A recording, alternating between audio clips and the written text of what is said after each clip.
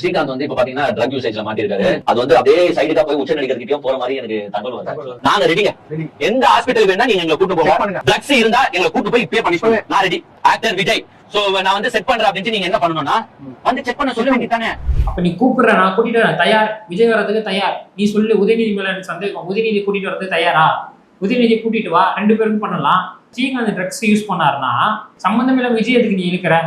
இப்ப நான் கேட்கிறேன், ஸ்ரீகாந்த் அவர்கள் யார் ஆட்சிக்கு கீழே இருக்காரு? திமுக ஆட்சிக்குள்ள தான் இருக்காங்க. அப்ப தமிழ்நாட்டுல ட்ரக்ஸ் உள்ள வராம இருக்க தடுக்கிறது யாருடைய கடமை?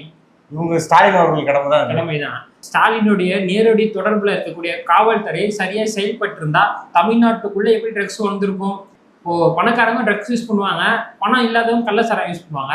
புறா கள்ளச்சாராயமும் பல லட்ச ரூபாய் ட்ரக்ஸோ தமிழ்நாட்டுல பயன்படுத்துறாங்கன்னா அதை தடுக்க வேண்டியது யாரோட கடமை? முதலமைச்சர் ஸ்டாலினுடைய கடமை தான். இப்போ அரசாங்கம் சரியா செயல்பட்டா ட்ரக்ஸோ கள்ளச்சாராயமோ கூலிப்போ ஆன்ஸோ தமிழ்நாட்டுல கிடைக்காது. நீ யாரை கேள்வி கேட்கணும், யாரை கேள்வி கேட்கிற?